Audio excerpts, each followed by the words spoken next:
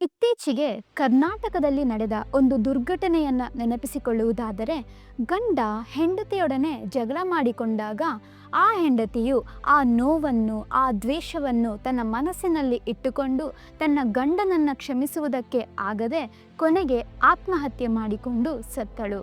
ಹೀಗೆ ಕ್ಷಮೆ ಎಂಬುದು ಉಳಿಸಿಕೊಳ್ಳದೆ ತನ್ನ ಮನಸ್ಸಿನಲ್ಲಿ ಕಹಿಯನ್ನು ಬೆಳೆಸಿಕೊಂಡು ಆ ಒಂದು ಸಂಬಂಧವನ್ನ ಉಳಿಸಿಕೊಳ್ಳದೆ ತನ್ನ ಪ್ರಾಣವನ್ನು ಕಳೆದುಕೊಂಡಳು. ನಮ್ಮ ಹೃದಯದಲ್ಲಿ ಕೋಪ, ನೋವು, ದ್ರೋಹ ಇವುಗಳು ಇರುವಾಗ ಅದು ನಿಧಾನವಾಗಿ ನಮ್ಮ ಮನಸ್ಸಿನಲ್ಲಿ ಕಹಿಯಾಗಿ ಬೆಳೆದು ಬಿಡುತ್ತದೆ. ಕಹಿ ನಮ್ಮ ಹೃದಯವನ್ನು ಕಟ್ಟುಹಾಕುತ್ತದೆ, ನಮ್ಮ ಪ್ರಾರ್ಥನೆಯನ್ನು ತಡೆಯುತ್ತದೆ, ನಮ್ಮ ಸಂತೋಷವನ್ನು ಕಳಚುತ್ತದೆ, ನಮ್ಮ ಸಂಬಂಧಗಳನ್ನು ದುರ್ಬಲಗೊಳಿಸುತ್ತದೆ. ಆದರೆ ಯೇಸು ಕ್ರಿಸ್ತನು ಒಂದು ಪರಿಹಾರವನ್ನು ಕೊಟ್ಟಿದ್ದಾನೆ. ಅದು ಏನೆಂದರೆ ಕ್ಷಮೆ. ಕ್ಷಮೆ ಎಂದರೆ ಅವರು ಮಾಡಿದ ತಪ್ಪು ಸರಿಯಾಯಿತು ಎಂದಲ್ಲ. ಕ್ಷಮೆ ಎಂದರೆ ಆ ತಪ್ಪು ಚಿಕ್ಕದು ಎಂದು ಅಲ್ಲ.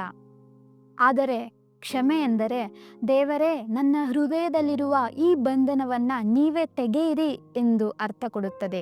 ಎಫೆಸದವರ ಬರೆದ ಪತ್ರಿಕೆ 4ನೇ ಅಧ್ಯಾಯ 31ನೇ ವಚನದಲ್ಲಿ ಹೀಗೆ ಬರೆಯಲ್ಪಟ್ಟಿದೆ: ದ್ವೇಷ, ಕೋಪ, ಕ್ರೋಧ, ಕಲಹ, ದೂಷಣೆ ಇವುಗಳನ್ನು ದೂರ ಮಾಡಿರಿ.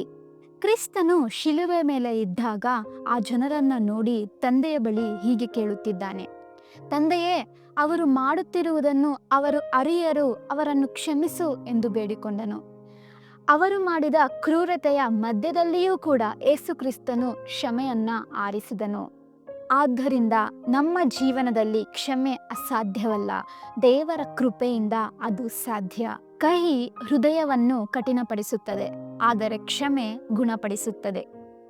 ಕಹಿ ನಮ್ಮನ್ನು ಬಂಧಿಸುತ್ತದೆ, ಆದರೆ ಕ್ಷಮೆ ನಮ್ಮನ್ನು ಬಿಡಿಸುವಂಥದ್ದಾಗಿದೆ. ಇನ್ನು ಯಾರಿಗಾದರೂ ಕ್ಷಮೆ ಕೊಡಬೇಕಾಗಿದೆಯೇ? ಹಿಂದೆ ಒಂದು ನಿರ್ಧಾರ ಮಾಡಿ: ಯೇಸು ಕ್ರಿಸ್ತನು ನನ್ನನ್ನು ಕ್ಷಮಿಸಿದ್ದಾನೆ, ಆದುದರಿಂದ ನಾನು ಅವರನ್ನು ಕ್ಷಮಿಸುತ್ತೇನೆ. ಕ್ಷಮೆ ಎಂದರೆ ಅದು ದುರ್ಬಲರ ಕೆಲಸವಲ್ಲ, ಅದು ಬಲಿಷ್ಠರ ಜಯ. ದೇವರು ನಿಮ್ಮ ಹೃದಯವನ್ನ ರೂಪಿಸುತ್ತಿದ್ದಾನೆ. ಕ್ಷಮೆಯನ್ನು ಆರಿಸಿ, ಅಲ್ಲಿ ನಿಜವಾದ ಚೇತರಿಕೆ ಇದೆ.